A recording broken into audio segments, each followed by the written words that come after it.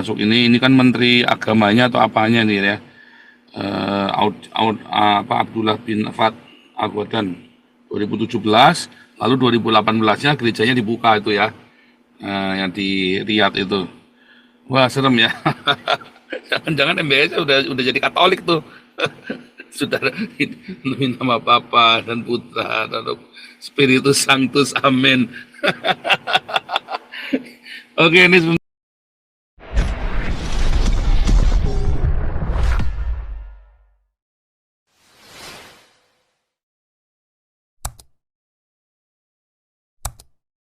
Pak Suara Komandan, silakan. Iya, Pak Paul, shalom, selamat malam. Shalom. Ini kalau saya lihat, sepertinya akan dimainkan cantik ya. Artinya dia si Israel ini saat ini tidak akan emosional ya untuk membalas serangan Iran. Jadi kalau dia balas, kemungkinan fokus dia akan lebih pecah, buyar ya. Maksudnya pertama kan dia akan fokus oleh desakan domestik juga ya, si siapa nih, PM siapa nih, Netanyahu ya. Dia kan didesak untuk segera membebaskan para tawanannya ya, oleh rakyatnya.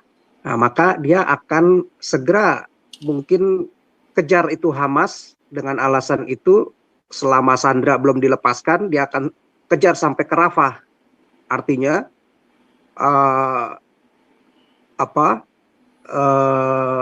dia akan masuk terus tuh sampai ke kamp-kamp pengungsian. Artinya bisa jadi ini akan banyak lagi korban di Gaza ya. Dengan alasan tentara Hamas banyak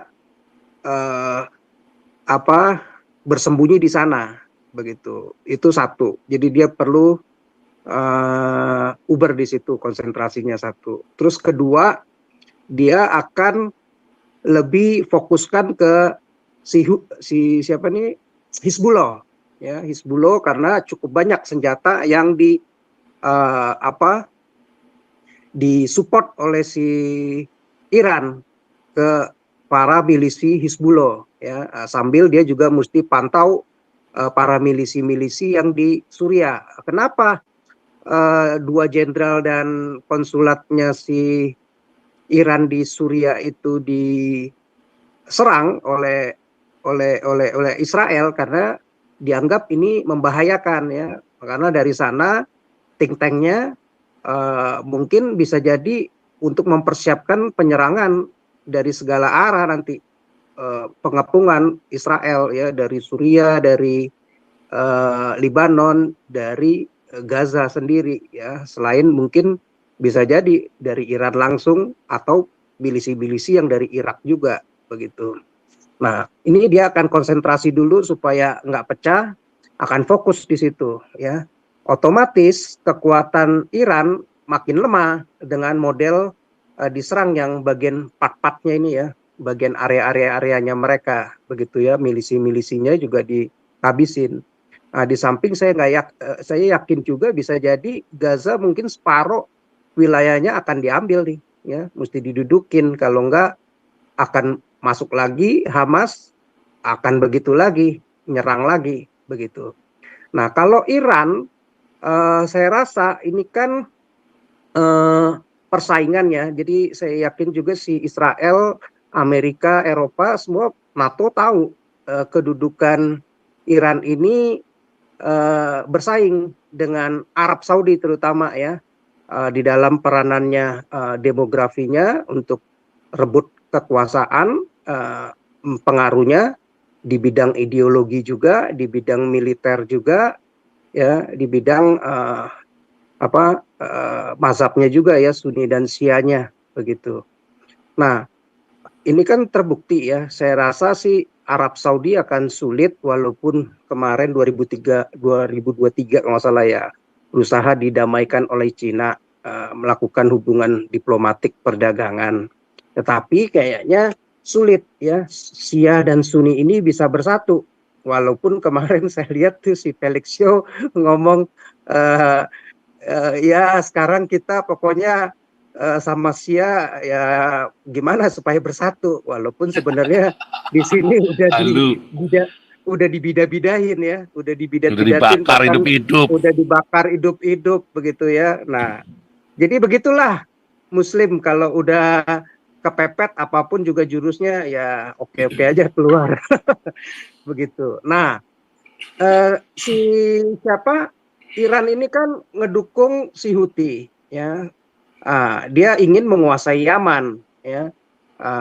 Supaya dia bisa menguasai apa sih apa pendistribusian minyak itu dari laut itu ya bisa dikuasai ya sama karena apa bisa dikuasai oleh Iran di situ pendistribusiannya supaya dia bisa menguasai lah pokok jalur perdagangan minyak di Timur Tengah ya itu satu keuntungan secara ekonomi dan demografinya kenapa sih Iran ngedukung ya selain dia ingin supaya Shia juga bisa berkembang di situ kan ya mungkin Shia juga hampir sama ya 40-60 ya seperti kayak di Irak ya antara ini 35-40 kalau nggak salah sama 60 antara Sunni dan Syiahnya juga begitu di situ saling pengaruh. Nah, Arab Saudi ya tentunya juga nggak mau kalau sampai Iran menguasai perdagangan minyak jalur minyak di Timur Tengah itu begitu ya. Jadi selalu akan jadi perlombaan ya. Makanya menurut saya si Israel biarkan dulu nih ya sambil menunggu waktu. Dia mesti serang dulu bagian-bagian yang lain yang kecil-kecil aja dulu, part-part yang kecil. Karena serangan yang kemarin juga nggak terlalu berarti apa-apa ya. Korbannya cuman satu anak kecil kalau nggak salah katanya, umur 7 tahun yang mati kena rongsokan apa itu jatuh itu kalau nggak salah. Nah, nggak ada artinya begitu. Jadi dia nggak perlu balas dulu gerasa gerusu emosional sehingga jangan sampai perang langsung dengan Irannya yang membuat dia terganggu konsentrasinya untuk menyerang si Hamas, ngabisin Hamas dan si bebasin Sandra dan juga siapa yang di Libanon itu Hizbullah. Hizbullah ya kan. Nah, karena ini yang Hizbullah ini kan suka sering menyerang dia terus ini kan ngirim rudal begitu ya. Nah, jadi mungkin akan dibiarkan untuk sementara yang Iran, dia akan konsentrasi ke situ kalau menurut saya begitu ya. Nah, kalaupun dia mau serang, ya mungkin dia akan lihat itu benar-benar perencanaan yang matang. Jadi dia akan cari benar-benar intelijen mereka untuk masuk di mana saja itu markas-markas militer dia, komandan-komandannya dan ya kemungkinan sih kalau saya nggak yakin ya kalau si Iran itu sudah memiliki hulu ledak nuklir ya. Selama ini kan baru pengayaan uranium aja ya. Tidak terbukti karena kan kalau yang terbukti benar-benar punya nuklir itu biasanya mereka melakukan uji coba ya negara-negara besar yang punya melakukan uji coba. Iran ini nggak pernah melakukan uji coba ya. Jadi saya belum yakin juga begitu dia punya nuklir begitu ya. Tapi mungkin akan diserang ya fasilitas-fasilitas militernya dan tempat-tempat persenjataannya ya. Tetapi mungkin dia akan konsentrasi ke wilayah-wilayah yang dekat Hamas dan Suriah dan itu dulu. Itu yang lebih mudah. Nah, menurut saya dia akan problem nih karena Arab Saudi itu selalu nggak mungkin walaupun sudah melakukan hubungan diplomatik dia kan sampai saat ini Houthi masih melakukan gerilya ya. Dulu kan udah hampir 90% tuh menguasai Yaman ya. Sebentar lagi pemerintahan yang Sunni yang disupport oleh oleh si Arab Saudi itu kan hampir kerebut ya oleh Houthi. Nah, kalau kerebut sama Houthi didudukin ya Iran akan senang ya. Dia akan menguasai jalur-jalur perminyakan ya, di Yaman itu. Nah, jadi itu satu dan banyak ternyata si Arab ini dengan Iran ini berkonflik juga ya. Ya masalah Houthi yang sudah berkali-kali menyerang ya, menyerang Arab Saudi ya, fasilitas-fasilitas ke Arab Saudi. Nah, itu udah benar-benar Arab Saudi geram begitu ya terhadap Iran karena dianggap Iran ini yang memberikan support senjata ke Houthi begitu untuk melakukan penyerangan ke Arab Saudi begitu. Jadi banyak fasilitas Arab Saudi juga yang terganggu dan rusak begitu. Itu di tahun berapa tuh 2018 2019 begitu dan bahkan melukai beberapa warga sipil di kota-kota yang padat penduduk begitu. Karena yang ditarget oleh kelompok Houthi ini yang namanya juga militan ya, susah ya, nggak punya aturan perang sebagai suatu negara. Jadi kota-kota padat penduduk pun yang di Arab Saudi itu orang-orang sipil ditargetin sama mereka begitu. Sampai kilang minyaknya ya yang punya siapa tuh Aramco itu ya di Riyadh itu juga diserang sama mereka begitu. Bahkan bandaranya juga waktu itu kan diserang juga ya sampai ada 26 orang terluka begitu. Belum lagi banyak drone-drone itu yang memuat rudal rudal balistik diserang oleh kelompok Houthi ini begitu. Jadi sebenarnya Arab ini udah sebel gimana nih caranya nih biang keladinya nih Khomeini ya paham Syiah. Nah, Syiahnya ini mesti diturunin begitu. Kalau enggak akan jadi ancaman buat Arab Saudi. Nah, dan Arab Saudi ini kan dia sudah buat aliansi dengan Amerika ya negara-negara superpower supaya bisa menghadapi si Iran ini begitu ya. Jadi di bidang angkatan laut, angkatan udara dia sudah buat aliansi dengan Amerika Serikat ya sejak Trump waktu itu kan. Nah, sampai dia kalau nggak salah menandatangani itu hampir 100 miliar dolar itu berapa tuh ya? Mungkin sekarang 1.500 triliun. Bayangin ya, 15 kali anggaran pertahanan kita. Kalau anggaran kita 100 triliun ya, itu 100 triliun aja belum disetujui oleh Ibu Menteri Keuangan kebesaran kalau nggak salah ya. Nah, jadi 1.500 triliun untuk beri peralatan perang di bidang laut maupun udara oleh Arab Saudi, walaupun Amerika masih belum menyetujui untuk beriin F-35 ya. Dia ini sebenarnya ngerayu Israel supaya bisa mendekati Amerika, kasih bargaining lah untuk bisa diloloskan dapat F-35 ya, pesawat yang canggih itu begitu. Nah, tetapi kan Amerika masih tahan karena dianggap Arab Saudi kacau juga sampai banyak juga korban sipil di Yaman yang mati begitu gara-gara serangan Arab Saudi terhadap kelompok-kelompok Houthi ini gitu.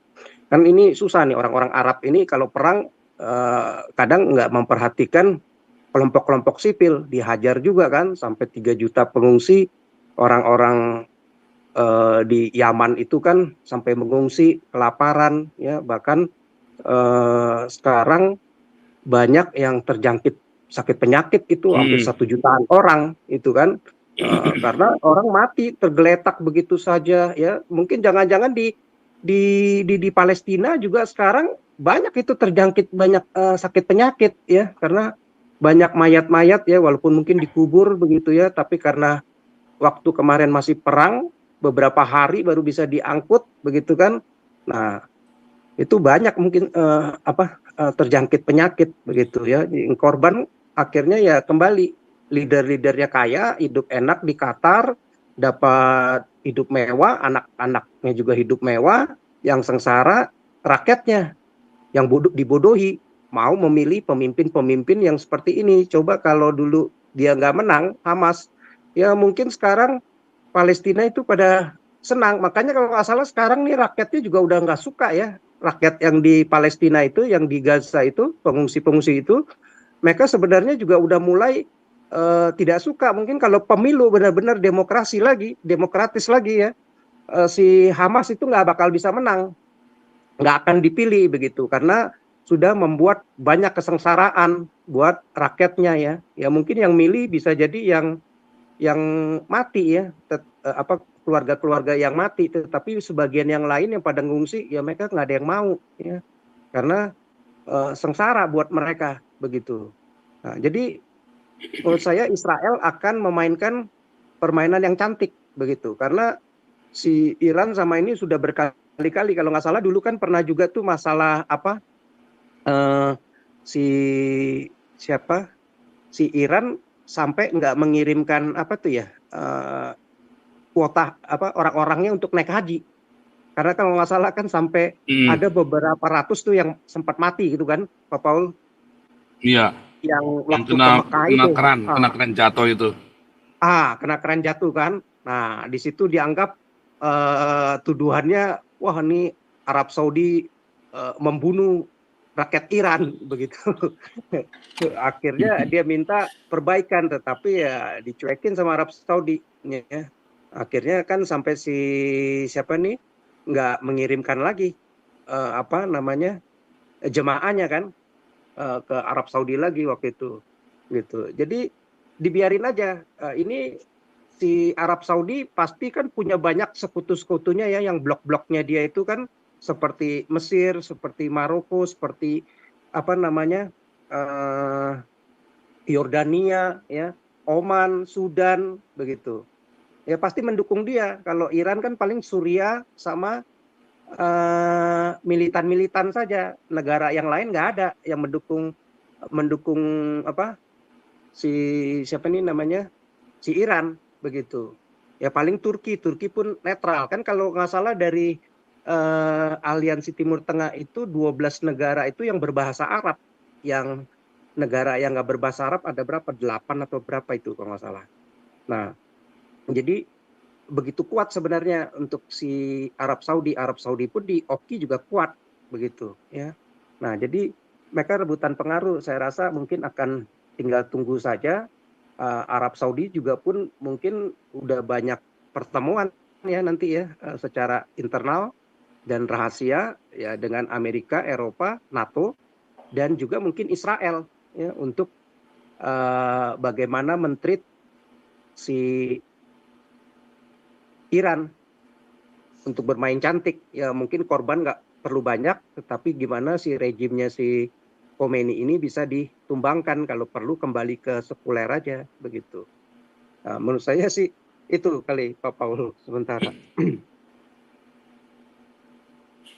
Oke, ini sebelum Ibu Dora ya. Ini tadi saya tunjukkan ya yang setelah apa Paus Francis ketemu sama MBS ya. Ini terus apa gereja Katolik yang sudah lama di ban dibolehkan lagi ya, dibuka lagi, direnovasi, dibesarin ya. Katakan ini The Vatican ya. Ini melalui si MBS ya. Jadi si MBS yang bikin ini ya.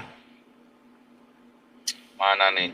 The Vatican ya, Vatican and French Catholic Church, Vatican and Catholic Church representative recent visit to Riyadh also saw them meet the Crown Prince Muhammad bin Salman, which was the first official meeting of its kind of for Saudi Royal ini ya.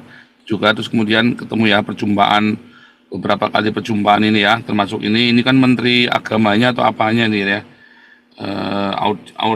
Abdullah bin Fat Al-Ghadan 2017, lalu 2018-nya gerejanya dibuka itu ya, yang di Riyadh itu. Wah serem ya. Jangan-jangan MBS udah jadi Katolik tuh. Sudah demi nama Bapa dan Putra dan Spiritus Sanctus, amin. Oke, ini